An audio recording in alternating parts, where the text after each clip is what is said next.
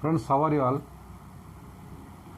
So, I'm very glad to meet again, all of you. ఇంతకు ముందు క్లాస్లో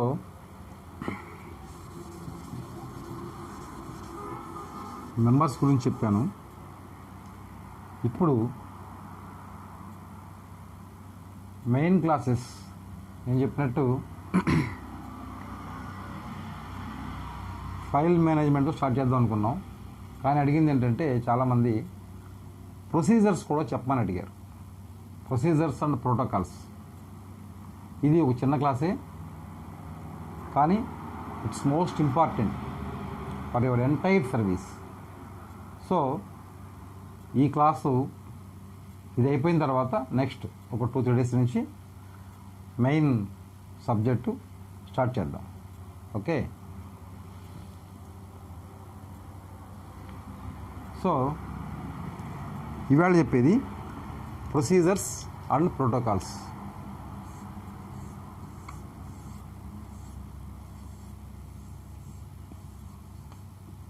procedures and protocol.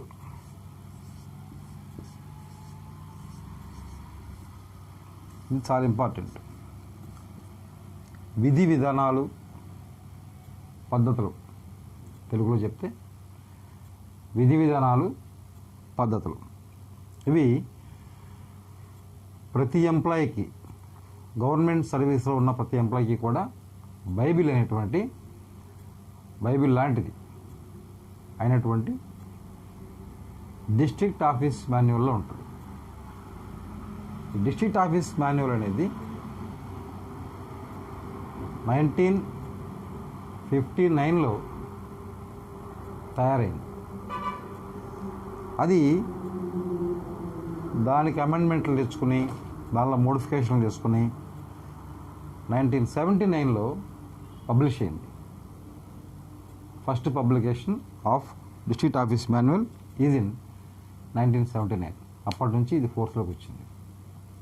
మనం ఇప్పుడు అవలంబించే విధానం, ఆఫీస్ ప్రొసీజర్ ఏంటంటే Tottenham procedure of office management. Tottenham procedure of office management ఇది ప్రస్తుతానికి అమల్లో ఉంది. దీని తర్వాత దీనిలో చాలా మార్పులు వచ్చినాయి. ఇప్పుడు కొత్తగా ఈ ఆఫీస్ వచ్చింది. ఈ ఆఫీసు ప్రొసీజర్ వేరు, డిస్ట్రిక్ట్ ఆఫీస్ మాన్యువల్లో పెట్టిన ప్రొసీజర్ వేరు. అంటే చిన్న చిన్న చేంజెస్ ఉంటాయి.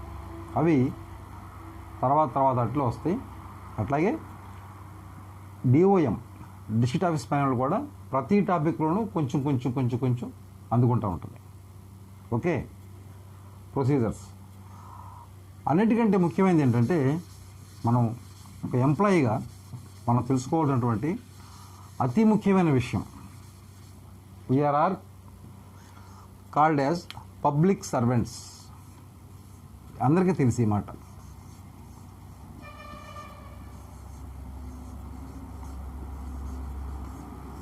పబ్లిక్ సర్వెంట్ అంటాం. గవర్నమెంట్ సర్వెంట్ అంటారు. చాలామంది ఏమంటారంటే నీది గవర్నమెంట్ జాబు, నువ్వు గవర్నమెంట్ సర్వెంట్కి, నీది గవర్నమెంట్ జాబు, నీకు ఇబ్బంది లేదు అని పబ్లిక్లో ఉన్నటువంటి ఒక feeling. It's quite wrong, absolute wrong also. మనం గవర్నమెంట్ సర్వెంట్స్ కాదు, గవర్నమెంట్ సర్వీస్లో ఉన్నాం. We are public servants. మరి మనల్ని ఇంత గవర్నమెంట్ ఉద్యోగం చేస్తుంటే సర్వెంట్ ఎందుకు అంటున్నారు? Why we are being called as servant, public servant. Government సర్వీస్లో అతి చిన్న ఉద్యోగం, ఒక రోడ్ గ్యాంగ్ మజ్దూరు, ఒక వాచ్మెన్ అనుకుంటే అతిపెద్ద సర్వెంట్ చీఫ్ సెక్రటరీ.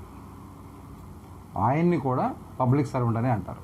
ఎందుకంటారు పబ్లిక్ సర్వెంట్ అని? ఎందుకంటారు? అది ఒక చిన్న విషయం తెలిస్తే మనకి ముందు చాలా విషయాల మీద మనకు అవగాహన వస్తుంది. ఎందుకు పబ్లిక్ సర్వెంట్ అంటారు? ఇప్పుడు ఇలా అనుకుందాం. మా ఊర్లో ఒక ఆయన ఉన్నాడు, ఆయన పేరు రామారావు. ఓకే, ఈ రామారావు గారు ఎర్లీ మార్నింగ్ నిద్ర లేచిన తర్వాత బయటికి వెళ్ళి ఒక కప్పు టీ తాగుతారు. రాస్తాను ఇక్కడ. ఆయన పెట్టే ఖర్చు, ఎక్స్పెండిచర్, ఆయన కట్టే ట్యాక్స్, ఏ ట్యాక్స్ అన్నా అవునండి, వ్యాట్ ట్యాక్సా, జిఎస్టీయా, జనరల్ గూడ్స్ ట్యాక్సా, తర్వాత ఇన్కమ్ ట్యాక్సా, సర్వీస్ ట్యాక్సా, ఏదన్నా కానీ కొంత మొత్తం తీసుకుందాం మనం. ఇది ఎక్స్పెండిచర్, ఇది ట్యాక్స్. మన రామారావు గారు పొద్దున్న లేచి టీ తాగుతారు. టీ తాగి సుమారుగా అయినా 10 రూపాయలు ఖర్చు పెడతారు.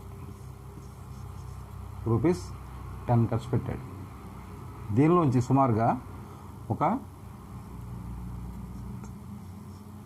50 పైసలు గవర్నమెంట్కి ట్యాక్స్గా పోతుంది.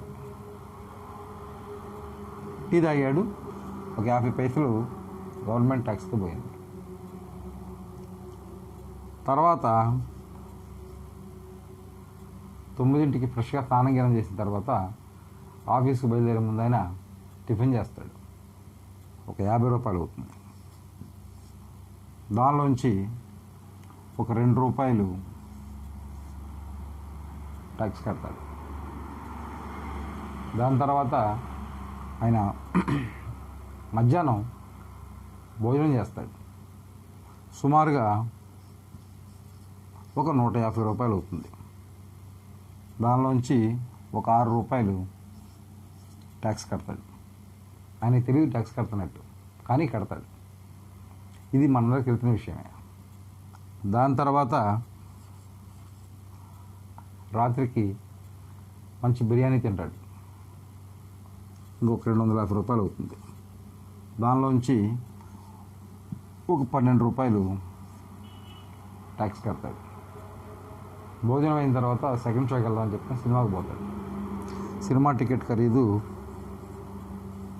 ఒక 200 అవుద్ది, నాకు బాగా తెలియదు. కానీ దీనిలోంచి ఆయన ఒక 20 రూపాయలు ట్యాక్స్ కడతాడు. ఈయన ఎక్కడా కూడా డైరెక్ట్గా ట్యాక్స్ కట్టాడు గవర్నమెంట్కి.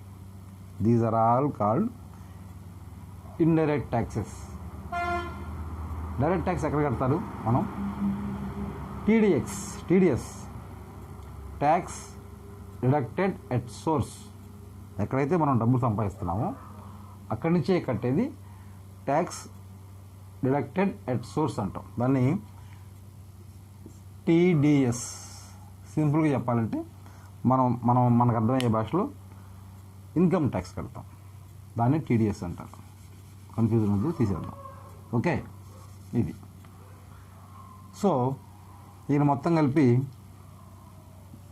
ఒక 20, ఒక 12, 32, 38, 40. సపోజ్ ఆయన ఒక 40 రూపాయలు రోజు మొత్తంలో ఖర్చు పెట్టాడు, ట్యాక్స్ కట్టాడు. ఆయన ఎంత ఖర్చు పెట్టి తర్వాత సంగతి. ఇది అతి సామాన్యమైనటువంటి లెక్క. ఓకే, 40 రూపాయలు పెట్టి ట్యాక్స్ కట్టాడు. ఈ విధంగా ఆంధ్రప్రదేశ్లో ఉన్నటువంటి 6 కోట్ల మంది కడతారు. ఎందుకంటే ఎక్కువే కడతారు, కానీ వాళ్ళకి తెలియదు. That is the magic of indirect taxes. So ఈ 6 కోట్ల మంది 40 కడితే ఎంత అవుతుంది? పెద్ద అమౌంట్ అవుతుందిగా. ఓకే, సో ఈ రకంగా ట్యాక్సెస్ కడతారు. అయితే మన రామారావు గారు 40 రూపాయలు రోజు కడుతున్నాడు. సుమారుగా నెలకి ఒక 1200 ఎంతో కడతాడు. ఓకే, ఇప్పుడు ఏమైందంటే ఆయన బజార్లో స్ట్రీట్ లైట్ పాడైపోయి వెలగట్లేదు.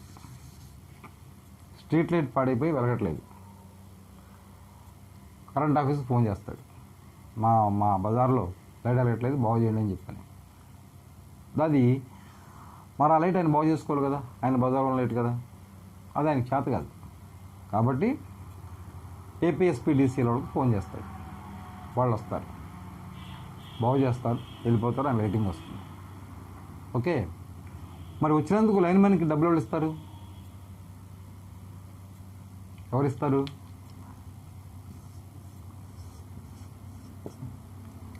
గవర్నమెంట్ ఇస్తుంది.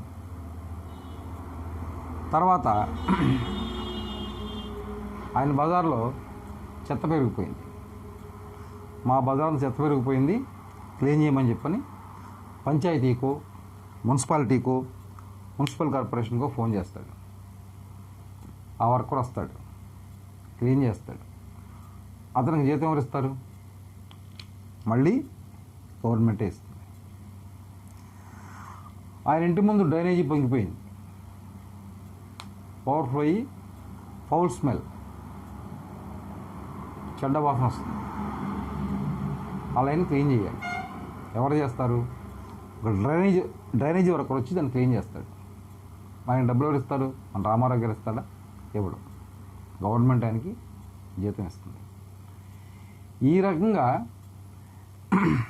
ఇరిగేషన్ డిపార్ట్మెంట్, పోలీస్ డిపార్ట్మెంట్, రోడ్లు వేయాలి, ఆర్ఎండ్బి డిపార్ట్మెంట్, ఈ శానిటేషన్ చూడాలి, కార్పొరేషన్, మున్సిపాలిటీ, పంచాయతీ, కరెంట్ చూడాలి, ఎలక్ట్రిసిటీ, ఇట్లా దాదాపుగా 67-68 డిపార్ట్మెంట్లు. ఆ డిపార్ట్మెంట్లలో ఎంప్లాయీస్ని గవర్నమెంట్ మెయింటైన్ చేస్తూ ఉంటుంది. సో గవర్నమెంట్ మెయింటైన్ చేసి వాళ్ళకి జీతాలు ఇస్తుంది ఈ పనులన్నీ చేసినందుకు. ఆ జీతాలు ఎక్కడి నుంచి వస్తాయి? ఇందాక అనుకున్నామే 6 కోట్ల మంది ఈ రోజుకు 40-50 కడుతున్నారని చెప్పని. ఆ డబ్బుల్ని గవర్నమెంట్ తీసుకుని ప్రజల దగ్గర నుంచి, ఆ పని ఆయన చేసుకోలేడు కాబట్టి, ఆయన ముందే మన కోసం గవర్నమెంట్ డబ్బులు కట్టాడు కాబట్టి, మనం చేసే పనికి గవర్నమెంట్ ఆయన దగ్గర కలెక్ట్ చేసినటువంటి ట్యాక్స్ల నుంచి మనకు పే చేస్తుంది కాబట్టి జీతంగా మనం ఆ పబ్లిక్కి సర్వెంట్స్ అయ్యాం. That's why we are called as public servant. Public servant అంటే ఒక డెఫినేషన్ కూడా ఉంది యాక్చువల్గా. Public servant, public service is a service public service is a service rendered by the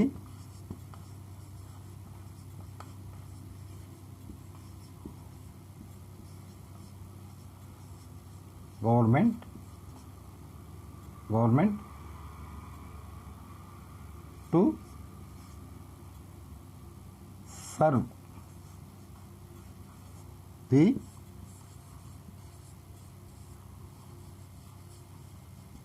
public living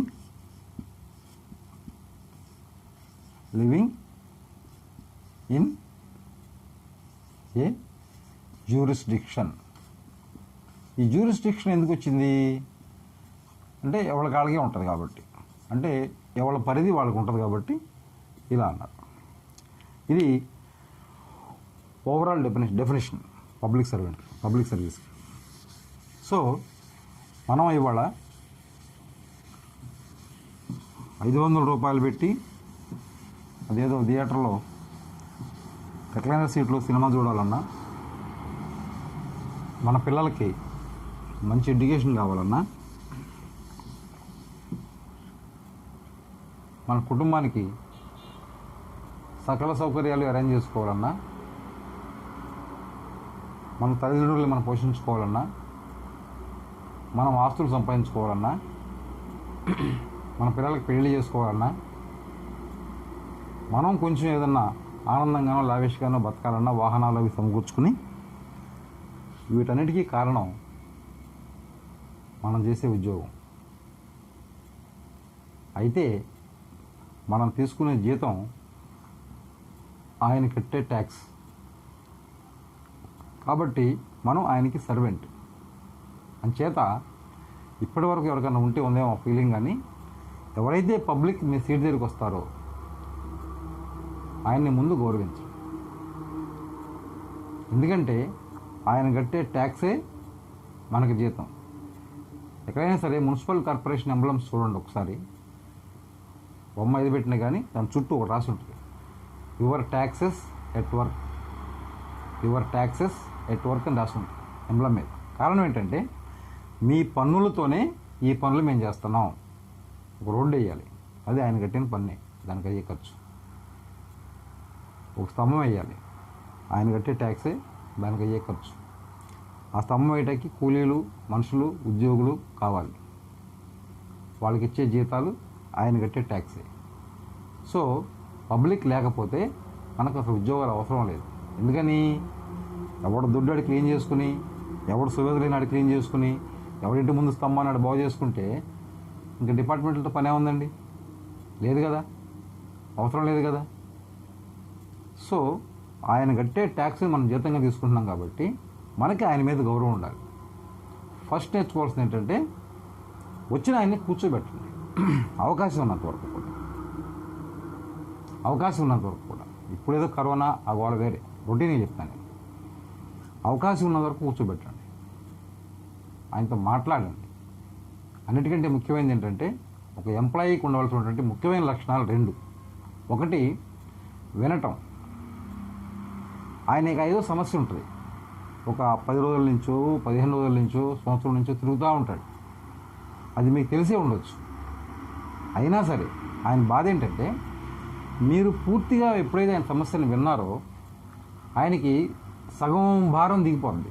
ఓహో, నా సమస్య ఆయన విన్నాడు, చేయటం చేయకపోవడం తర్వాత సంగతి, విన్నాడు అని ఆయన సగం భారం దిగిపోద్ది. ఎవరితో మాట్లాడో తెలుసా, you are speaking to a government employee అని అనొద్దు.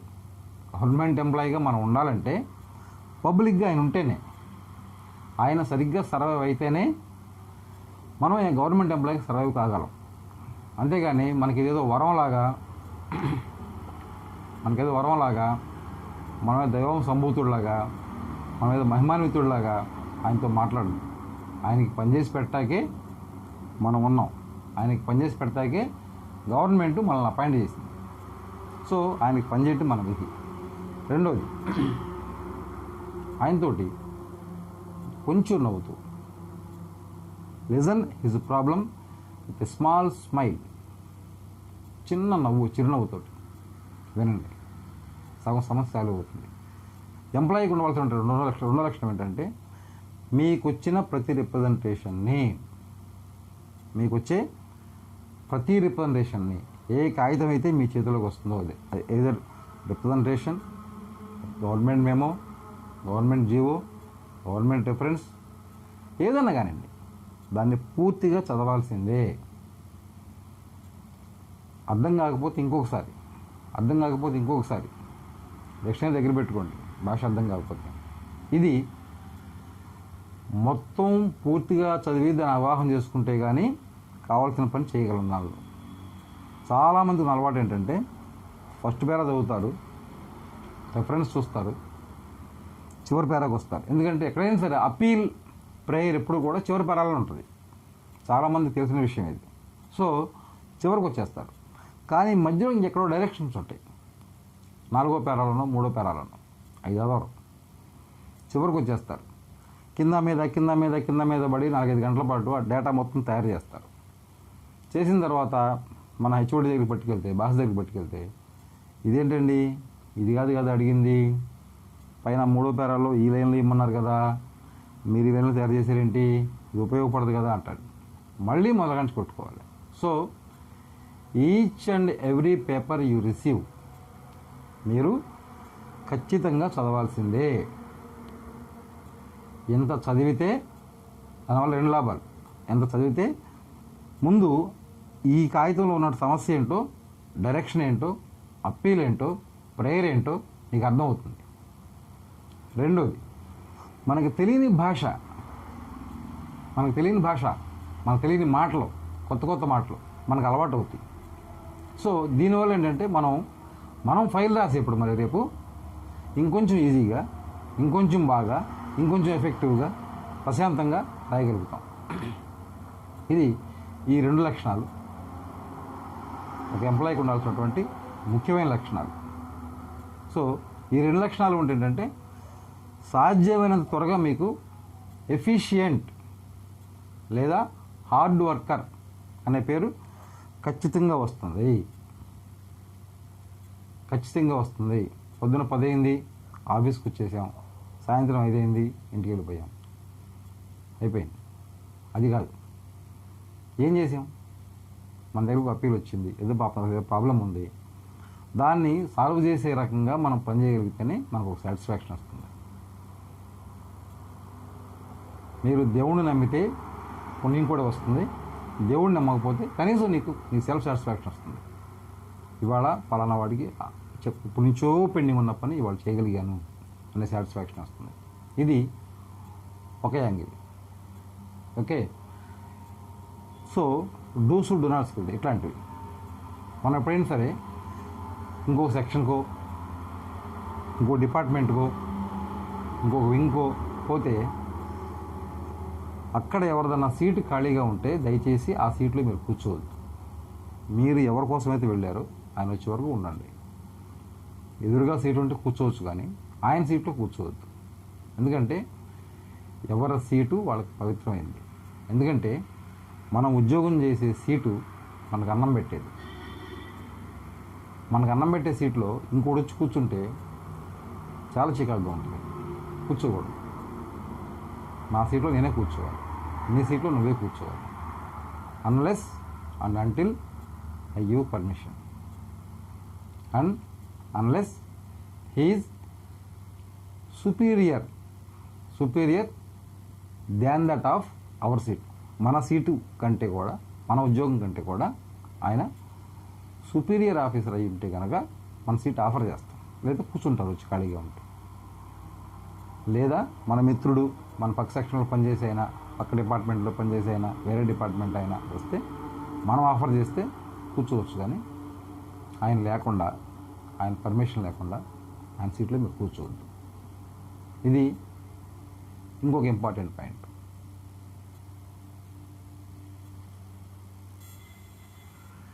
దీని తర్వాత ఫైల్ రాసేప్పుడు మన భాషా ప్రావీణ్యం మొత్తం చూపించాల్సిన అవసరం లేదు. ఫైల్ ఎప్పుడు కూడా మనం వాడే భాష సాధ్యమైనంత వరకు ఈజీగా, సాధ్యమైనంత వరకు ప్లెయిన్గా, సాధ్యమైనంత వరకు స్ట్రైట్గా,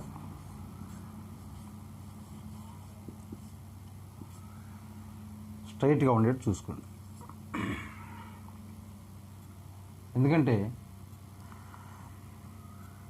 మన దగ్గర మన బుర్రలో చాలా ఆలోచనలు ఉండొచ్చు, చాలా తెలివితేటలు ఉండొచ్చు, లిటరేచర్ చదివి ఉండొచ్చు మనం. అంత మాత్రాన అవతలోడు కూడా అవన్నీ వచ్చి ఉండాల్సిన అవసరం లేదు.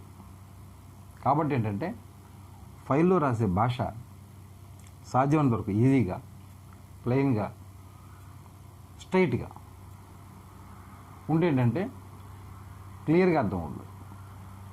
అంటే మనం ఏం చెప్పాలనుకున్నామో దాన్ని మనం అవతలవాడికి ఈజీగా కన్వే చేయగలం, అందజేయగలం. దానివల్ల ఏంటంటే ఫైల్ ఈజీగా ఉంటుంది చదివేవాడికి, చూసేవాడికి, దానివల్ల ఫలితం పొందేవాడికి కూడా. అందుకని భయంకరమైన మాటలు, పెద్ద మాటలు, క్లమ్జీగా ఉండే మాటలు, హెవీ వర్డ్స్ అవేమీ మనం వాడాల్సిన అవసరం లేదు. అవసరమైన చోట మాత్రమే రూల్ పొజిషన్ రాయండి. రూల్స్ ప్రధానికి నాకు తెలుసు కాబట్టి రూల్స్ అన్నీ కోట్ చేయాల్సిన అవసరం లేదు. చాలా ఫైల్స్కి అవసరం ఉండదు. అవసరమైన చోట మాత్రమే రూల్ పొజిషన్ రాయాలి. అప్పుడు ఏంటంటే ఓహో ఈ రూల్ ప్రకారం ఎప్పుడైతే రూల్ పొజిషన్ మీరు రాశారో దాన్ని ఎక్స్ట్రాక్ట్ ఒకటి ఖచ్చితంగా కరెంట్ ఫైల్లో పెట్టాలి. కరెంట్ ఫైల్ నోట్ ఫైల్ తర్వాత చెప్తాం, అప్పుడు ఇది కూడా వస్తుంది మీకు. దానికి ఫ్లాగ్ చేయాలి నోట్ ఫైల్లో. ఆ ఫ్లాగ్ పేరు ఏదో, ఏ పెట్టావా, 1 పెట్టావా, ఇంకేదైనా పెట్టావా, ఆ నంబర్ రాసావా, అది కోట్ చేయాలి. అప్పుడు ఫైల్ చదువుకునేప్పుడు బాస్కి చాలా ఈజీగా ఉంటుంది. ఇంకొక చిన్నది ముఖ్యమైన విషయం ఏంటంటే హెచ్ఓడీస్, సెక్షన్ హెడ్స్ చాలా చోట్ల ఏం రాస్తారంటే హెచ్ఓడి అంటారు. హెచ్ఓడిస్ అంటే కేవలం కన్సర్న్ డిపార్ట్మెంట్కి చెందిన ప్రిన్సిపల్ సెక్రటరీస్ మాత్రమే, వాళ్ళు మాత్రమే హెచ్ఓడీలు. మిగతా ఆఫీసుల్లో అదర్ దాన్ హెచ్ఓడీస్, ఇప్పుడు జీవోల్లో ఉంటుంది చూడండి కావాలంటే, అదర్ దాన్ హెచ్ఓడీస్ మిగతా డిపార్ట్మెంట్లో ఉండేవాళ్ళు వాళ్ళు కేవలం సెక్షన్ హెడ్స్ మాత్రమే. ఆ డిపార్ట్మెంట్ మొత్తానికి ఉండే హెడ్ మాత్రమే హెడ్ అవుతాడు, హెడ్ ఆఫ్ ది ఆఫీస్ అవుతాడు, head of the house hold లాగా హెడ్ ఆఫ్ ది ఆఫీస్ అవుతాడు. మిగతా వాళ్ళంతా కూడా కేవలం సెక్షన్ హెడ్స్ మాత్రమే. వాళ్ళు మనల్ని ఫ్యాసినేట్ చేస్తారు, తిడతారు అని అనుకోవద్దు. మీకేమొచ్చో అదే రాయండి. ఆయన ఇది కాదు అంటే ఆయన రాయమని చెప్పండి. సెక్షన్ హెడ్స్కి ఏమి మాయలు మంత్రాలు రావు, వాళ్ళేమి డివైన్ పీపుల్ కాదు, మనలాగానే వాళ్ళు కూడా ఎంప్లాయీస్, కాకపోతే పై కేటర్లో ఉంటారు.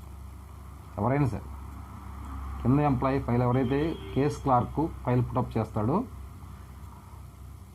ఆయన లెవెల్లో ఆయనకి తెలిసింది మాత్రమే ఫైల్లో రాస్తాడు. ఇది కాదు అనుకుంటే ఆ పై ఆయన సెక్షన్ సూపరింటెండెంటో లేదా ఆ సెక్షన్ సంబంధించినటువంటి హెడ్, సెక్షన్ హెడ్ ఆయన రాసుకోవాలి. అంతేగాని ఆయనకి ఇష్టం లేదు కాబట్టి తీసేసి ఆయనకు నచ్చినట్టుగా మనం రాస్తే ఆయన ట్రాన్స్ఫర్ వెళ్ళిపోతాడు ఆ సీట్లోంచి, మనం అక్కడే ఉంటాం. రేపు ఏదన్నా వస్తే ఇప్పుడు లేటెస్ట్గా జరిగే చూస్తూ ఉంటారేమో, ఫైల్ రాసిన పట్టుకోండి అంటారు. నువ్వు నిజంగా ఇష్టమే రాయవు దాన్ని.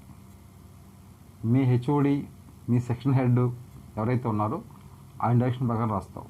కానీ ఆ మాట ఎక్కడా ఉండదు. ఎవరైతే కేస్ క్లార్క్ ఆ కేసుని పుటప్ చేశాడో, కేసు అంటే in the sense file put up చేశాడో ఆయన రాసిందే కనపడుతుంది. వాళ్ళు రాశారు, నేను పంపించా ఉంటాడు. సరే, తప్పించుకుపోవటానికి చాలా మార్గాలు ఉంటాయి, అది వేరే విషయం. అక్కడ దాకా ఎందుకు వెళ్ళాలా? ఆయన రాయమని చెప్పండి. సార్ నాకు తెలిసింది నేను రాశాను, ఇది కాదనుకుంటే కింద మీరు రాసుకోండి, హ్యాపీగా ఉంటుంది.